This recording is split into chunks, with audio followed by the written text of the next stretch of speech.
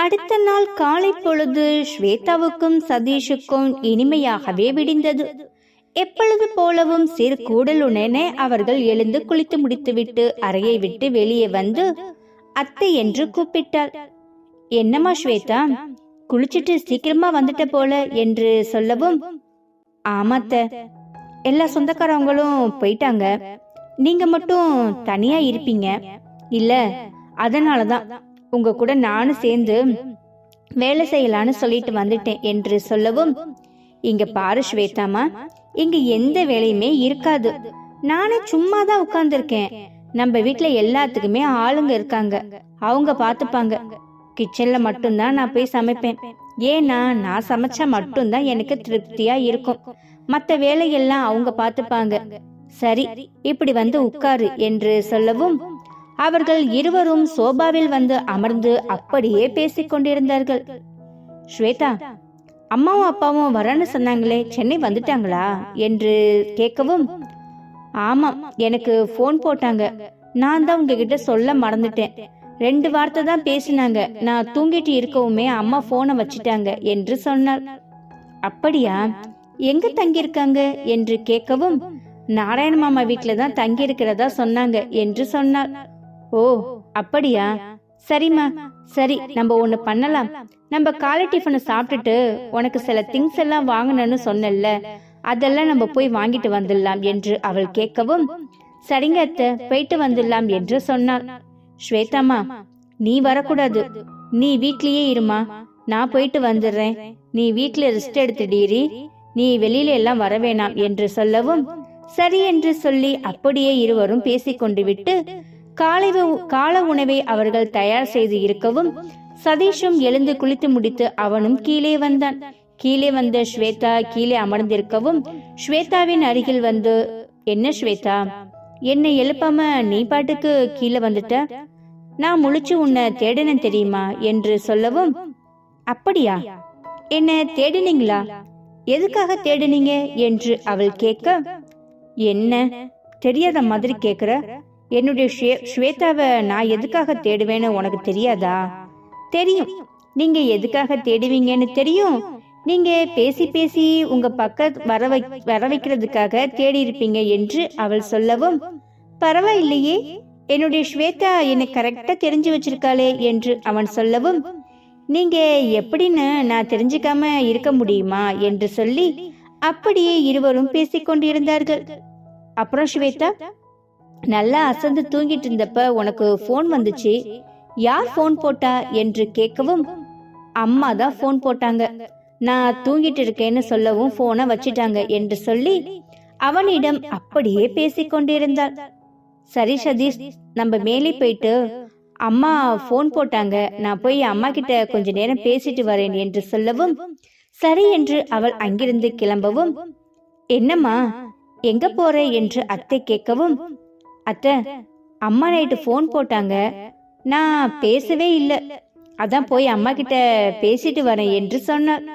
சரிம்மா, சம்பந்திய கேட்டதா சொல்லு என்று அவள் சொல்லவும், சரி அத்தை என்று சொல்லிவிட்டு அவள் அறைக்கு சென்று அப்படியே ரகுராமனுக்கு போன் செய்து அவள் அம்மாவிடமும் ரகுராமனிடமும் சக்தியிடமும் அவள் பேச ஆரம்பித்தாள். ஹலோ ஸ்வேதா, அம்மா எப்படி இருக்க என்று ரகுராமன் கேட்கவும், அப்பா நான் நல்லா இருக்கேன், நீங்க எப்படி இருக்கீங்க? ஆமா, சென்னைக்கு வந்துட்டீங்களா என்று அவள் கேட்டாள். வந்துட்டேம்மா, இங்க வருண் தம்பி வீட்டுல தான் இருக்கும் என்று சொல்லவும், ஏன்பா இங்க வந்திருக்கலாம்ல என்று அவள் கேட்க, வரமா செல்லம், தம்பி லக்கேஜ் எல்லாம் எடுத்துட்டு வந்தது, அதனால நாங்க நேரா இங்கேயே வந்துட்டோம், நாங்க அங்க வந்து உன்னை பார்க்கலாம், சம்மந்தி நாங்க எல்லாருமே வீட்டுக்கு வருவோமா என்று சொல்லவும், அப்படியா, இங்க வரீங்களா என்று அவள் கேட்டாள்.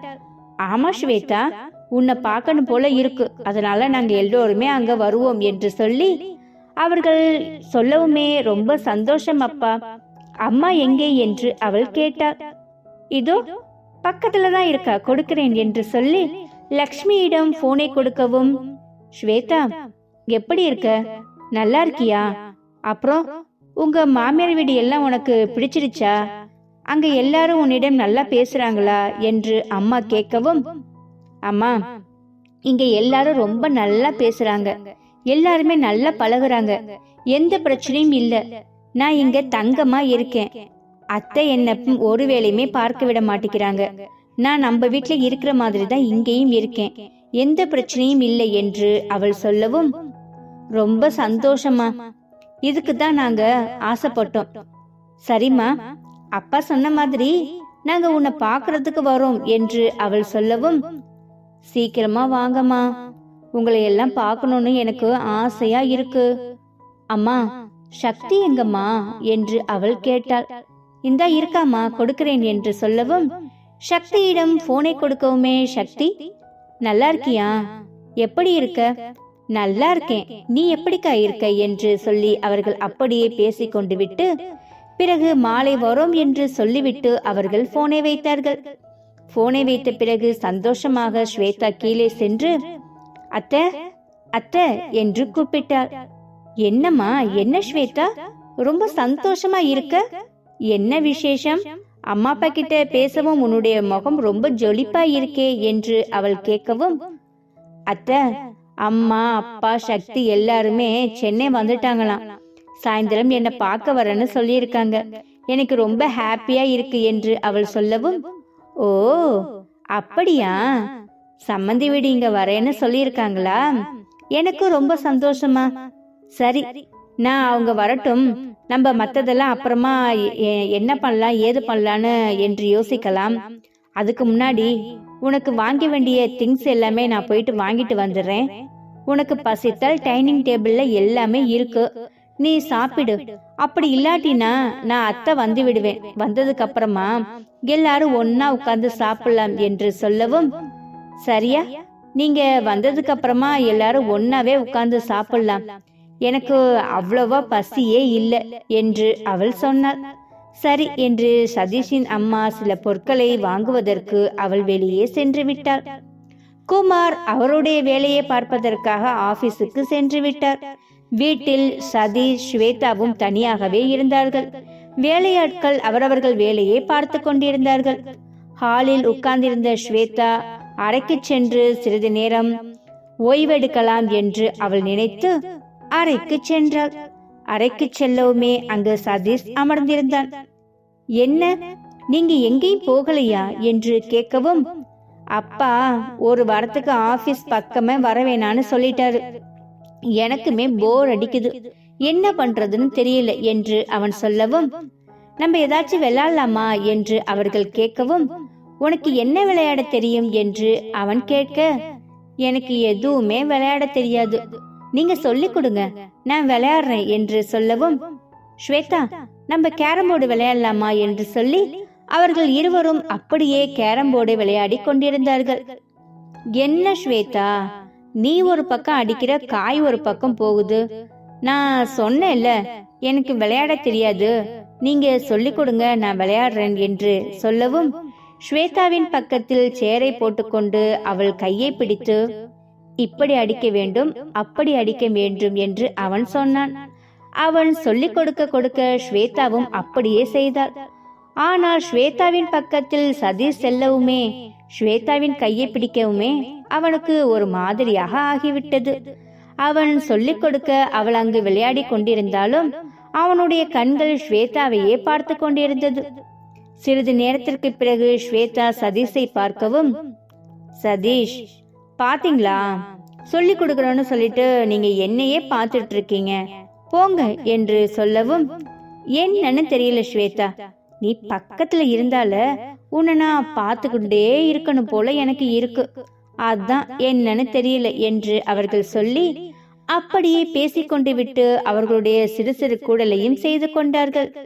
ஸ்வேதா, நான் உன்கிட்ட ஒன்னு கேட்கட்டுமா, என்ன என்று அவள் கேட்கவும், இல்ல என்ன பார்த்ததுமே உனக்கு பிடிச்சிருச்சா என்று அவன் கேட்க, என்ன கேள்வி இது, பார்த்ததுமே தான் பிடிக்கும், அப்புறம் பார்க்காம எப்படி பிடிக்கும் என்று அவள் கேட்டாள். இல்ல, அன்னைக்குதான் உன்னை நான் பொண்ணு பார்க்க வந்தேன், நீயும் என்ன அன்னைக்குதான் பார்த்த, நானும் உன்னைய அன்னைக்குதான் பார்த்தேன், ஆனா என்ன பிடிச்சிருச்சுன்னு சொன்னியே, அதான் கேட்டேன். நீங்க மட்டும் எப்படி என்னைய பார்த்ததுமே பிடிச்சிருச்சுன்னு தானே சொன்னீங்க, அப்ப உங்களுக்கு மட்டும் என்னை எப்படி பிடிச்சிச்சு என்று அவள் கேட்கவும், தெரியல, உன் கண்ணை பார்க்கவுமே எனக்கு உன்னை ரொம்ப பிடிச்சிருச்சு, அதனாலதான் நான் அப்பவே ஓகேன்னு சொல்லிட்டேன் என்று அவன் சொன்னான். அதேதான், நானும் உங்களை பார்க்கவுமே எனக்கும் ரொம்ப பிடிச்சிருச்சு, அதனாலதான் நானும் சரின்னு சொன்னேன் என்று இப்படியே இருவரும் மாறி மாறி பேசிக்கொண்டார்கள். என்னமோ ஸ்வேதா, நம்ம 2 பேருக்கும் திருமணம் நடக்கணும்னு சொல்லிட்டு அந்த கடவுள் நினைச்சிட்டாரு போல, அதனாலதான் இப்ப நம்ம 2 பேரும் புருஷன் பொண்டாட்டியா உட்கார்ந்துருக்கோம் என்று சொல்லி அப்படியே சிறு சிறு கூடலை செய்து கொண்டு விளையாடி கொண்டு அவர்கள் இருந்தார்கள். வெளியே சென்று வந்த சதீஷின் அம்மாவும் வீட்டுக்கு வந்து மதிய உணவை அனைவரும் அமர்ந்து சாப்பிட்டு விட்டு சிறிது நேரம் ஓய்வெடுத்துக் கொண்டிருந்தார்கள். இங்கு சக்தி, வருண், நாராயணன் அனைவருமே அமர்ந்து உட்கார்ந்து பேசிக் கொண்டிருந்தார்கள். சக்திமா, உன்கிட்ட அத்தை ஒண்ணு கேட்கணும்னு இருக்கேன், உன் மேல எனக்கு கோபம் என்று சுமதி சொல்லவும், என்னாச்சு அத்தை, ஏன் என் மேல கோபமா இருக்கீங்க என்று அவள் கேட்கவும், பின்ன உங்க வீட்டுல வந்து நாங்க எல்லாம் தங்கல, பின்ன உங்க அம்மாவையும் அப்பாவையும் ஹாஸ்டலுக்கு கூட்டிட்டு போறேன்னு சொல்லிட்டியே, எனக்கு எவ்வளவு கஷ்டமாயிடுச்சு தெரியுமா என்று சுமதி சொல்லவும், ஐயோ அத்தை, உங்க மனச கஷ்டப்படுத்தணும்னு சொல்லிட்டு நான் எதுவுமே செய்யல, அம்மாவும் அப்பாவும் இங்க தங்குவதற்கு கொஞ்சம் சங்கடப்படுவாங்கன்னு சொல்லிட்டு தான் அது மாதிரி சொன்னனே தவிர மத்தபடி நான் வேற எந்த எண்ணத்திலையுமே சொல்லவில்லை என்று அவள் சொல்லவும், சரி, அவங்க தங்குவதற்கு சங்குஜப்பட்டாங்க, சரி ஓகே, நீ கூட இங்க தங்குவதற்கு தங்க மாட்டேன்ட்டியே, அவங்க 2 பேரும் தங்கட்டுண்டு என்று சொல்லிட்டு நீ ஹாஸ்டலுக்கு போறன்னு சொன்ன என்று சுமதி கேட்கவும், அத்தை, எனக்குமே இங்க தங்க ஒரு மாதிரியா இருந்தது, அதனாலதான் நான் ஹாஸ்டலுக்கு போறேன்னு சொன்னேன், எனக்கு கொஞ்சம் ஒரு மாதிரியா என்னமோ மாதிரி இருந்துச்சு அத்தை, அத எப்படி வார்த்தைகளால சொல்றதுன்னு தெரியல, ஆனா இப்ப அந்த உணர்வு இல்ல, ஏன்னா ஏதோ எனக்கு எல்லாமே ஒரு ஒற்றுமையா இருக்கிற மாதிரியும் பிரிவினைகள் எதுவும் இல்லாத மாதிரியும் எனக்கு தெரியுது, அதனால அப்ப நினைச்ச அந்த எண்ணம் இப்ப கிடையாது என்று சக்தி சொல்லவும், இங்க பாருமா சக்தி, இந்த வீடு நீ வந்து வாழ போற வீடு, இந்த வீட்டுல நீ இல்லாம வேற யாரு இருக்க போறா சொல்லு பார்க்கலாம், இனிமேல் இந்த மாதிரி எல்லாம் அத்தை கிட்ட பேசக்கூடாது, சரியா, எனக்கு எவ்வளவு கஷ்டமாயிடுச்சு தெரியுமா என்று சுமதி சொல்லவும், உடனே சக்தி சுமதி அருகில் சென்று அவளின் கையை பிடித்து, அத்தை சாரி அத்தை, நான் பேசுனதுல ஏதாச்சும் தப்பு இருந்துச்சுன்னா மன்னிச்சுக்கோங்க, உங்க மனச கஷ்டப்படுத்தணுமோ இல்ல உங்களை சங்கடப்படுத்தணுமோ அப்படி நான் சொல்லவே இல்லை, என் மனசுல அப்ப தோணுனத பேசின அத்தை, இதை யோசித்து வைத்து கூட நான் பேசல தெரியுமா, என்ன மன்னிச்சிடுங்க அத்தை என்று அவள் சொல்லவும், சரிம்மா, இந்த விஷயத்தை இதோட மறந்துடலாம், சரியா, நீ மேல உட்காரு என்று சொல்லி அப்படியே அவர்கள் அன்று மதிய உணவை சாப்பிட்டு விட்டு அவர்கள் அனைவரும் சிறிது நேரம் ஓய்வெடுத்துக் கொண்டிருந்தார்கள். பின்பு மாலை நம்ம ஸ்வேதா வீட்டிற்கு செல்லலாம் என்று அவர்கள் முடிவெடுத்திருந்தார்கள். அனைவருமே அவரவர்கள் அறையில் ஓய்வெடுத்துக் கொண்டிருக்கும் பொழுது இங்கு சக்தியும் அந்த இடத்தில் படுத்திருக்க மனமே இல்லை. அவள் எழுந்து வெளியே வரவும் ஹாலில் வருண் அமர்ந்திருந்தான். ஹாலில் வருண் அமர்ந்திருக்கவுமே அவன் அருகில் வந்து, என்ன வருண், நீங்க ஓய்வெடுக்கலையா என்று சொல்லி அவள் கேட்கவும், இல்ல சக்தி, எனக்கு இந்த நேரத்துல எல்லாம் படுத்தா அப்புறமா நைட்டுக்கு தூக்கமே வராது, அதனாலதான் ஏதாச்சும் அப்படியே போனை பார்த்துக்கிட்டு ஏதாச்சும் மூவி பார்க்கலான்னு நினைச்சிட்டு இருந்தேன். ஆமா, நீ படுக்கலையா என்று அவன் கேட்கவும், இல்ல வருண், எனக்கும் அதே பிரச்சனை தான் என்று சொல்லி அவர்கள் அப்படியே பேசிக் கொண்டிருந்தார்கள். உடனே சக்தி, வருண், நீங்க என்கிட்ட எதையுமே கேட்கவே இல்லை, நான் அத்தை கிட்ட அப்படி சொன்னது உங்களுக்குமே கஷ்டமா இருந்துச்சா என்று அவள் கேட்கவும், நீ எதை பத்தி சொல்ற சக்தி என்று அவன் கேட்டான். இல்ல, நான் இங்க தங்க மாட்டேன் என்று சொன்னல்ல, அம்மாவையும் அப்பாவையும் ஹாஸ்டலுக்கு கூட்டிட்டு போறேன்னு சொன்ன இல்ல, அத பத்தி என்று சக்தி சொல்லவும், சக்தி, நீ சொன்னது எனக்கு கஷ்டமா இருந்துச்சு, ஆனா நீ ஒரு விஷயத்த நல்லபடியா யோசிச்சு பண்ணுவேன்னு எனக்கு நம்பிக்கை இருந்துச்சு. அப்புறமா அத்தை சொன்னாங்க இல்ல, கல்யாணம் பண்ணி கொடுக்க போற இடத்துல தங்குவதற்கு கொஞ்சம் சங்குஜமா இருக்குன்னு சொல்லி அவங்க யோசித்து இருப்பான்னு அதை நினைச்சு பார்த்தேன். என் சக்தி நல்ல விதமா தான் யோசிச்சிருப்பாங்கிற முடிவுக்கு நான் வந்துட்டேன். அதனாலதான் உன்கிட்ட அதை பத்தி நான் கேட்கவே இல்லை என்று அவன் சொல்லவும், வருண், நீங்க என்னோட மனச நல்லா புரிஞ்சு வச்சிருக்கீங்க. என் மனசுல இங்க தங்கக்கூடாது என்கின்ற ஒரு எண்ணமே இல்லை. எப்படி தங்குறனோ ஒரே மாதிரி இருந்துச்சே தவிர மத்தபடி வேற ஒண்ணுமே இல்லை என்று அவள் சொல்லவும், சக்தி, உன்னோட மனசு எனக்கு தெரியாதா? அதெல்லாம் எனக்கு நல்லாவே தெரியும் என்று அவன் சொல்லவும், சரி சக்தி, நம்ம சாயந்தரம் ஸ்வேதா வீட்டுக்கு போகணும் இல்ல, நீ ரெடியா இரு, நம்ம போயிட்டு வந்துடலாம் என்று சொல்லி அவர்கள் பேசிக் கொண்டிருந்தார்கள். சரி வருண், நான் ரெடி ஆயிடுறேன். உங்ககிட்ட இன்னொரு விஷயம், நம்ம 2 பேரும் நாளைக்கு ஆபீஸ் வரைக்கும் போயிட்டு வரலாமா? அங்க போயிட்டு கையல் கிட்ட அந்த பொருளை கொடுத்துட்டு அவளையும் பார்த்துட்டு ஆபீஸ்ல என்ன ஏதுன்னு பார்த்துட்டு வந்துடலாம் என்று அவள் சொல்லவும், போகலாம் சக்தி, நம்ம எப்பொழுதும் போல காலையில கிளம்பி ஆபீஸ்க்கு போயிட்டு வந்துடலாம் என்று சொல்லி இருவரும் அப்படியே பேசிக் கொண்டிருந்தார்கள். சரி சக்தி, நான் போய் கிளம்புறேன், நீனு போய் கிளம்பு என்று சொல்லி அவர்கள் இருவரும் ஸ்வேதாவின் வீட்டிற்கு செல்வதற்கு தயாரானார்கள். இங்கு ரகுராமனும் லக்ஷ்மி, சக்தி அனைவருமே ரெடியாகி கீழே வந்தார்கள். அதே போலவே வருண், சுமதி, நாராயணனும் கிளம்பி கீழே வந்து அனைவருமே ஸ்வேதாவின் வீட்டிற்கு ரெடியாகி வந்தார்கள். சக்திமா, நீ எந்த ட்ரெஸ் போட்டாலும் அழகா இருக்கடா, இந்த சுடிதார் கூட உனக்கு செம்ம அழகா இருக்கு என்று அத்தை சொல்லவும், அத்தை ரொம்ப தேங்க்ஸ் அத்தை என்று சொல்லி அப்படியே அவர்கள் பேசிக் கொண்டிருந்தார்கள். சரி, இப்படியே பேசிட்டு இருந்தா போதாது, நம்ம கிளம்பலாம் என்று நாராயணன் சொல்லவுமே உடனே அவர்களுடைய பெரிய காரில் அனைவருமே ஒன்றாக கிளம்பி சென்றார்கள். முன்னாடி நாராயணனும் ரகுராமனும் அமர்ந்திருந்தார்கள். பின்னாடி சீட்டில் லக்ஷ்மியும் சுமதியும் அமர்ந்திருந்தார்கள். அதுக்கு பின்னாடி சீட்டில் வருணும் சக்தியும் அமர்ந்திருந்தார்கள். இப்படியே அவரவர்கள் சீட்டில் அமர்ந்து செல்லவுமே சக்திக்கும் வருணுக்கும் மிகவும் வசதியாக இருந்தது. என்ன வருண், என் பக்கத்துல வந்து உட்கார்ந்து இருக்கீங்க, உங்களுக்கு வசதியா இருக்கு போல என்று அவள் கேட்கவும், நானே பிளான் பண்ணி தான் உன் பக்கத்துல வந்து உட்கார்ந்திருக்கேன், அது உனக்கு பொறுக்கலையா என்று அவன் கேட்கவும், தெரியுது நீங்க பிளான் பண்ணி தான் என் கூட வந்து உட்கார்ந்து இருக்கீங்கன்னு. அப்புறம் சொல்லுங்க, என்னதுக்கு என் பக்கத்துல வந்து உட்கார்ந்தீங்க என்று கேட்கவும், சக்தி, எவ்வளவு நாளாச்சு ஸ்வேதா கல்யாணம் என்று சொல்லிட்டு நம்ம ஓடி ஆடி வேலை செஞ்சிட்டோம். அந்த குணா கிட்ட இருந்து உங்க அக்காவை காப்பாத்திக்கிட்டும் அப்படியே தான் இருந்தோமே தவிர நம்ம 2 பேரும் ரொமான்ஸ் பண்ணி எவ்வளோ நாளாச்சு தெரியுமா என்று அவன் கேட்கவும், என்னது ரொமான்ஸ் பண்ணணுமா என்று அவள் கேட்டாள்.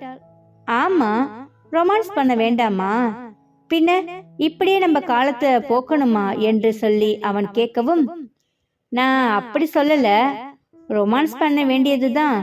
முன்னாடி அம்மாவும் அத்தையும் இருக்காங்க, அதுக்கு முன்னாடி மாமாவும் அப்பாவும் இருக்காங்க, அவங்க முன்னாடி எப்படி என்று அவள் கேட்கவும், அவங்க பாட்டுக்கு அவங்க வேலையை செஞ்சிட்டு இருக்காங்க, நம்ம பாட்டுக்கு நம்ம பேசிக்கிட்டே போக வேண்டியதுதான் என்று சொல்லவும், அது சரி, நீங்க உங்க கையையும் காலையும் வச்சுக்கிட்டு அமைதியா வாங்க, நீங்க எதுவுமே பண்ண வேண்டாம் என்று சொல்லி அப்படியே இருவரும் பேசிக்கொண்டே அவர்கள் சிறு சிறு காமெடி பண்ணிக்கொண்டும் அவர்கள் ஸ்வேதாவின் வீட்டிற்கு சென்றார்கள்.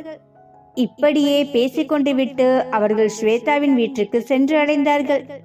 ஸ்வேதாவின் வீட்டிற்கு சென்று அடையுமே ஸ்வேதாவின் வீட்டுக்குள் செல்லவும் ஸ்வேதா அவர்களை பார்க்கவுமே அவளுக்கு மிகவும் சந்தோஷமாகிவிட்டது. உடனே ஸ்வேதா அம்மா அப்பா என்று ஓடி வந்து கட்டிப்பிடித்து கொண்டாள். ஸ்வேதாம்மா, எப்படி இருக்க, நல்லா இருக்கியா என்று அவர்கள் கேட்கவும், நான் நல்லா இருக்கேன், நீங்க எப்படி இருக்கீங்க என்று அவர்கள் இருவரையும் நலம் விசாரித்து விட்டு சக்தி என்று அவள் கூப்பிட்டாள். அக்கா எப்படி இருக்க, நல்லா இருக்கியா என்று அவர்கள் பேசிவிட்டு உடனே சதீஷின் அம்மாவும் குமாரும் அங்கு வந்து, வாங்க சம்மந்தி, வா நாராயணா, வாம சுமதி என்று சொல்லி அவர்கள் அனைவரையும் வரவேற்று ஹாலில் அமர வைத்தார்கள். பிறகு மாடியிலிருந்து வந்த சதீஷ் வாங்க மாமா என்று சொல்லி அவர்களை அழைக்கவும், மாப்பிள நல்லா இருக்கீங்களா என்று லக்ஷ்மியும் ரகுராமனும் கேட்டார்கள். நல்லா இருக்க அத்தை, நீங்க எப்படி இருக்கீங்க? ஆமா, எப்ப வந்தீங்க சென்னைக்கு என்று அவன் கேட்டு அவர்கள் ஈவினிங் வந்தோம் என்று சொல்லி அப்படியே பேசிக் கொண்டிருந்தார்கள். பிறகு சதீஷின் அம்மா கிச்சனுக்கு சென்று அவர்களுக்கு பலகாரம், காப்பி என்று அனைத்தையுமே எடுத்து கொண்டு வந்து அவர்களுக்கு கொடுக்கவுமே அதை சாப்பிட்டு கொண்டு அப்படியே பேசிக் கொண்டிருந்தார்கள். அம்மா ஸ்வேதா, தங்கச்சியை கூட்டிட்டு போய் வீட்டை சுத்தி காமிமா என்று சொல்லவும், சக்தி நீ வா, நம்ம மேல போகலாம் என்று சொல்லி சக்தியை அழைத்து கொண்டு மேலே சென்றார். மேலே சென்ற ஸ்வேதா, சக்தி இது என்னோட ரூம், இது அத்தையோட ரூம் அப்படி என்று ஒவ்வொரு அறையுமே காமித்து அவள் அனைத்து விஷயங்களையும் சொல்லிக் கொண்டிருந்தாள். அவளுடைய அறைக்கு அழைத்து சென்று அமர்ந்து பேசிக் கொண்டிருக்கும் பொழுது, அக்கா நீ எப்படி இருக்க, நல்லா இருக்கியா என்று சக்தி கேட்கவும், நான் நல்லா இருக்கேன் சக்தி என்று அவள் சொன்னாள். அப்படியே ஸ்வேதாவின் அறையில் அமர்ந்து சக்தியும் ஸ்வேதாவும் பேசிக் கொண்டிருந்தார்கள். அக்கா நல்ல வேலை நீ இந்த அறைக்கு கூட்டிட்டு வந்த, உன்கிட்ட ஒரு முக்கியமான விஷயம் சொல்லணும் என்று அவள் சொல்லவும், என்ன சக்தி, என்ன முக்கியமான விஷயம் என்று கேட்டாள்.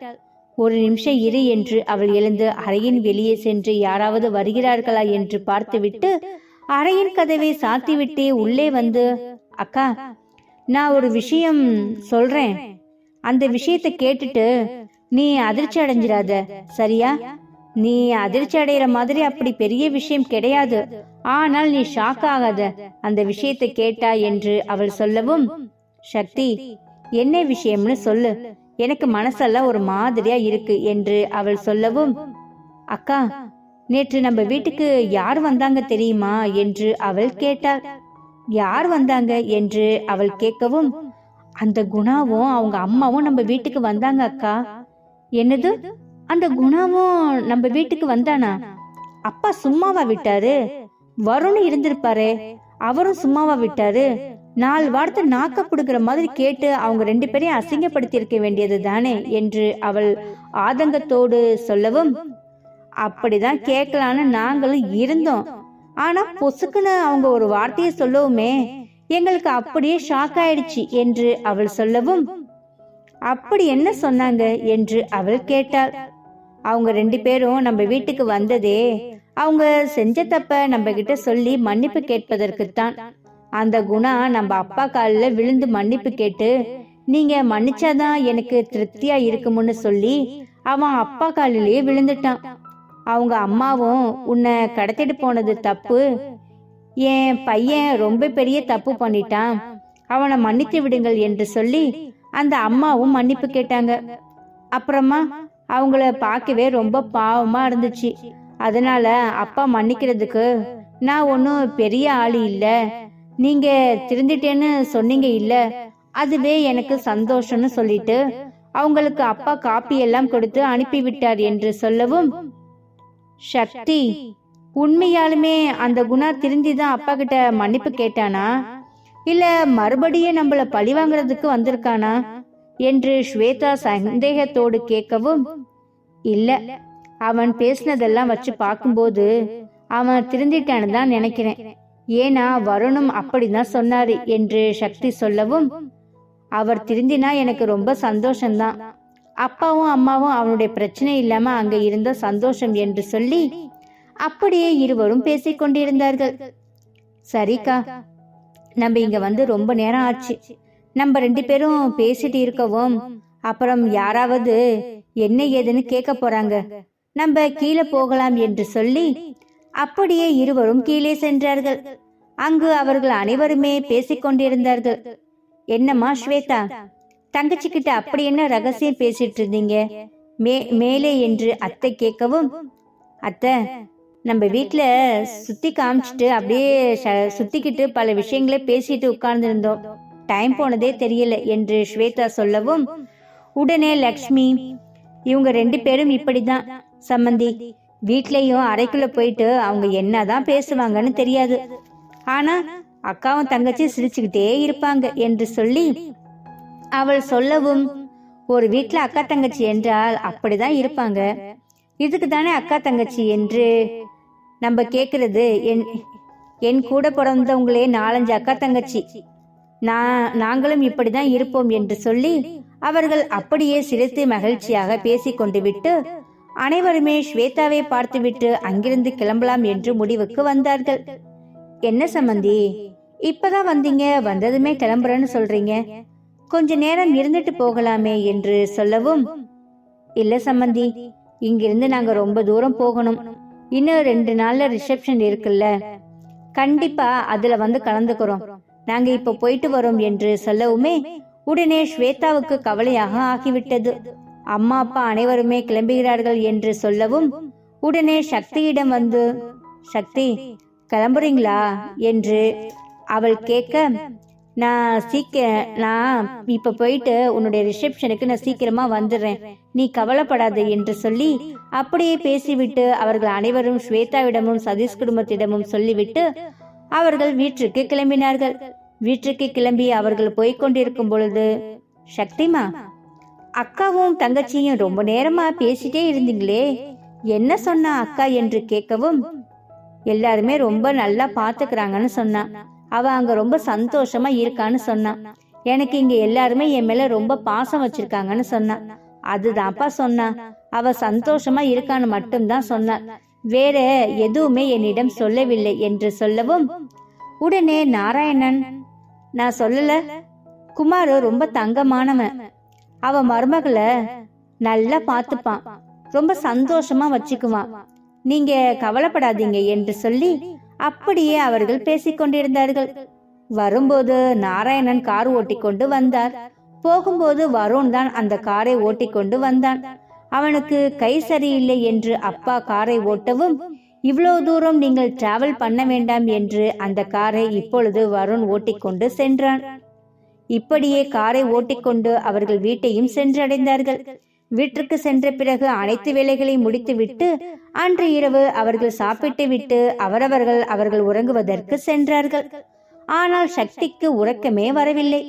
பால்கனியில் நின்று அப்படியே அந்த வானத்தை பார்த்து கொண்டிருந்தாள். இங்கு வருணுக்குமே தூக்கம் வரவில்லை. வருண் அந்த பால்கனிக்கு வரவுமே, என்ன நீங்களும் தூங்கலையா என்று அவள் கேட்டாள். இல்ல சக்தி, எனக்குமே தூக்கம் வரல. ஆமா, உனக்கு தூக்கம் வரலையா என்று அவன் கேட்கவும், ஆமா வருண், எனக்குமே தூக்கம் வரல, அதுதான் முழிச்சிட்டு இருக்கேன், புது இடம் இல்லையா, அதனாலதான் அப்படி இருக்கு, போக போக சரியாயிரும் என்று சொல்லி அவர்கள் சிறிது நேரம் பேசிக் கொண்டிருந்தார்கள். சக்தி, ரொம்ப நாளாச்சு, எனக்கு நீ ஒன்னு கொடுத்துட்டு பிளீஸ் ஒன்னே ஒன்னு கொடு என்று வருண் கேட்கவும், என்ன வருண் என்று அவள் கேட்டாள். உன்கிட்ட என்ன கேட்பேன், ஒரே ஒரு முத்தம் கொடு என்று அவன் கேட்கவும், அதெல்லாம் கொடுக்க மாட்டேன், அறையில அம்மா இருக்காங்க, அங்க அத்தை மாமாவும் இல்ல இருக்காங்க, இப்படி நான் கொடுக்கிறது என்று அவள் சொல்லி வெக்கப்படவும், பிளீஸ் சக்தி, ஒரே ஒரு முத்தம் தானே குடு என்று சொல்லவும் அவள் பயந்து கொண்டே அவனுடைய கன்னத்தில் ஒரு முத்தத்தை பதித்தாள். அந்த முத்தத்தை வருண் வாங்கவுமே அவனுக்கு மிகவும் சந்தோஷமாகிவிட்டது. சக்தி, இந்த முத்தம் கொடுக்கவும் எனக்கு ரொம்ப நல்லா இருந்துச்சு, இந்த முத்தம் எப்பொழுதுமே எனக்கு வேணும்னு என் மனசு கேட்டுக்கிட்டே இருக்கு. நீ எப்ப நம்ம வீட்டுக்கு திருமணமாகி வருவ? உங்க அக்காக்கு தான் கல்யாணம் ஆயிடுச்சு இல்ல, நீயும் சீக்கிரமா நம்ம வீட்டுக்கு திருமணமாகி வந்துறேன், நம்ம இங்க சந்தோஷமா இருக்கலாம் என்று சொல்லி அவர்கள் பேசிக்கொண்டு விட்டு, அதற்கு இன்னும் கொஞ்ச காலம் இருக்கு, சீக்கிரமா நானும் உங்களை கல்யாணம் பண்ணிட்டு வந்துடுறேன், இப்ப நம்ம இங்க நின்னு பேசுறது எனக்கு ரொம்ப ஆபத்து, இப்ப முத்தம் கேப்பீங்க, அப்புறம் வேற ஏதாச்சும் கேப்பீங்க, அதுக்கு முன்னாடி நான் நல்ல பிள்ளையா அறையில போய் படுக்கிறது தான் நல்லது என்று சொல்லவும் சக்தி என்று அவளை பிடிக்க போனான். வேணா வருண், நம்ம எதுவா இருந்தாலும் அப்புறமா பாத்துக்கலாம், அப்புறமா காலையில ஆபீஸ் போகணும், ரெடியா இருங்க என்று சொல்லி அவர்கள் இருவரும் அப்படியே பேசிவிட்டு அவர்கள் உறங்குவதற்கு சென்றார்கள். இங்கு ஸ்வேதா அம்மா அப்பா வந்து சென்ற பிறகு அவள் அப்படியே அவர்களை பற்றி யோசித்துக் கொண்டிருந்தாள். அத்தை வந்து ஸ்வேதாவின் அருகில் வந்து, என்னம்மா, அம்மாவும் அப்பாவும் வந்துட்டு போனதுல இருந்து அவங்க ஞாபகமா இருக்கா என்று கேட்கவும், இல்லத்த, அப்படியெல்லாம் ஒண்ணு இல்லை என்று அவள் சொன்னாள். தெரியுதுமா, யாரா இருந்தாலும் அப்படிதான் இருப்பாங்க. சரி வா சாப்பிட்றதுக்கு என்று சொல்லி அவளை அழைத்து கொண்டு அனைவரும் ஒன்றாக அமர்ந்து சாப்பிட்டு விட்டு அவள் தூங்குவதற்கு அறைக்கு சென்றார். அறைக்கு சென்ற பிறகு அங்கு சதீஷ் இவளுக்காக காத்து கொண்டிருந்தான். ஸ்வேதா, என்ன சாப்பிட்டுட்டு அங்கேயே உட்கார்ந்துட்ட போல, உனக்காக நான் எவ்வளவு நேரம் இங்க உட்கார்ந்து இருக்கிறது என்று கேட்கவும், சாரிங்க, அத்தை கூட பேசிட்டு இருந்தேன், அதனாலதான் என்று சொல்லி அவள் இரவு உடையை மாற்றிவிட்டு அவன் அருகில் வந்து உட்கார்ந்தாள். என்னங்க, என்ன விஷயம் என்று அவள் கேட்கவும், ஸ்வேதா, இன்னைக்கு கல்யாணமாகி நம்மளுக்கு 3வது நாள், நம்ம எங்கேயாச்சும் ஹனிமூன் மாதிரி போயிட்டு வரலாமா என்று அவன் கேட்கவும், என்னது ஹனிமூனா என்று அவள் கேட்க, ஆமா, எங்கேயாச்சும் வெளியூருக்கு கூட்டிட்டு போகணும்னு எனக்கு ஆசையா இருக்கு, நம்ம எங்கேயாவது போயிட்டு வரலாமா என்று சொல்லி அவன் கேட்கவும், இது அத்தை மாமா கிட்ட கேட்கணுமே என்று அவள் கேட்க, இதெல்லாம் யாருமே வேணான்னு சொல்ல மாட்டாங்க, கல்யாணமானா எல்லாருமே ஹனிமூன் போயிட்டு வர்றது வழக்கம்தான் என்று அவன் சொன்னான். உடனே ஸ்வேதா, அப்ப ஓகே, ரிசப்ஷன் முடிஞ்சதுக்கு அப்புறமா அத்தை மாமா கிட்ட சொல்லிட்டு நம்ம வேணா போயிட்டு வரலாம், உங்களுடைய சந்தோஷம் தான் எனக்கும் சந்தோஷம் என்று சொல்லி அப்படியே இருவரும் பேசிக்கொண்டிருந்தார்கள். உடனே ஸ்வேதா ஹனிமூன் செல்லலாம் என்று ஒத்துக்கொள்ளவும் உடனே அவளை தன் பக்கம் இழுத்து அப்படியே கட்டிப்பிடித்து கொண்டு, ஸ்வேதா, உன்னை ஹனிமூன் கூட்டிட்டு போறேன், அங்க சரியான குளிர் பிரதேசமா இருக்கும், உன்னை அப்படியே கட்டி பிடிச்சுக்கிட்டே இருப்பேன், உன்னை இந்த மாதிரி விட மாட்டேன், நீ என் கூட இப்படியே தான் கட்டி பிடிச்சுக்கிட்டே இருப்ப, உன்னை நான் ரசிச்சுக்கிட்டே உனக்கு முத்தம் கொடுத்து உன்னை இப்படியே அணைச்சுக்கிட்டே இருப்பேன் என்று சொல்லி அவன் ஒவ்வொன்றாக சொல்ல சொல்ல இவள், நீங்க அப்படி எங்க கூட்டிட்டு போக போறீங்க என்று கேட்டாள். தெரியல, ஆனா எங்கேயாச்சும் குளிரான பிரதேசத்துக்கு தான் உன்னை கூட்டிட்டு போகணும் எனக்கு தோணுது, நீயே சொல்லு எங்க போகலாம் என்று அவன் கேட்டான். சாரிங்க, எனக்கு இந்த குளிர் பிரதேசம் எனக்கு தெரிஞ்சது ஒண்ணு ஊட்டி, இல்லை என்றால் கொடைக்கானல், அவ்வளவுதான், மத்தபடி எனக்கு வேறு எதுவும் தெரியாது என்று அவள் சொன்னாள். அங்கெல்லாம் வேணாம் ஸ்வேதா, நம்ம வேற எங்கேயாச்சும் போகலாம், நான் எங்க போகலான்னு சொல்லிட்டு நான் எல்லா இடத்தையும் பார்த்துட்டு உனக்கு சொல்றேன், நான் சொன்னா உனக்கு ஓகே தானே என்று அவன் கேட்கவும், நீங்க எங்க கூட்டிட்டு போனாலும் நான் சந்தோஷமா உங்க கூட வருவேன், சரியா என்று சொல்லி அப்படியே இருவரும் பேசிக்கொண்டு விட்டு, சரி ஸ்வேதா, எனக்கு இன்னைக்கு உடம்பு ரொம்ப டயர்டா இருக்கு, ஆபீஸ்க்கு போகாம வீட்லயே உட்கார்ந்துகிட்டே இருந்து உடம்பெல்லாம் ரொம்ப சோம்பேறியா இருக்கு, அதனால நாளைக்கு சின்னதா ஒர்க் இருக்கு, நான் ஆபீஸ்க்கு போய் முடிச்சுட்டு வரணும், அதனால நான் போய் ஆகணும், அதனால இப்ப படுத்தாதான் காலையில சீக்கிரமா எந்திரிச்சு ஆபீஸுக்கு போக முடியும், நம்ம தூங்கலாமா என்று கேட்கவும், தூங்கலாமே என்று அவள் சொன்னாள். உடனே ஸ்வேதா சதீஷை பார்க்கவுமே, என்ன அப்படி பாக்குறீங்க என்று கேட்டான்.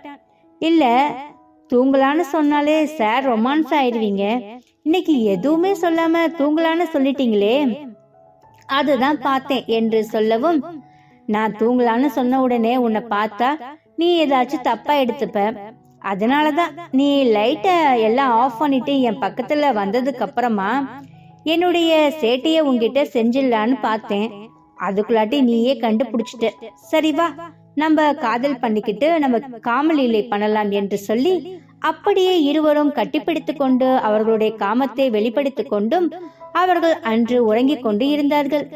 பிறகு அடுத்த நாள் காலை பொழுது இனிமையாகவே அவர்கள் இருவருக்கும் விடிந்தது. ஸ்வேதா முதலில் எழுந்து அவள் குளித்து முடித்துவிட்டு சதீஷை எழுப்பினாள். சதீஷ், ஆபீஸ்க்கு போகணும்னு சொன்னீங்க இல்ல, எந்திரிங்க, குளிச்சுட்டு வாங்க, நான் கீழே போயிட்டு அத்தை டிஃபன் செஞ்சிருப்பாங்க, நான் எல்லாத்தையுமே எடுத்து வைக்கிறேன் என்று சொல்லவும் உடனே தன் மனைவியை தன் பக்கம் இழுத்து கொண்டு, ஸ்வேதா, காலையில ஆபீஸ் போகணும்னு நைட்டு சொன்னேன், ஆனா இப்ப என் மனசு என் பொண்டாட்டி பக்கத்திலேயே இருக்கணும்னு சொல்லுது என்று சதீஷ் சொன்னான்.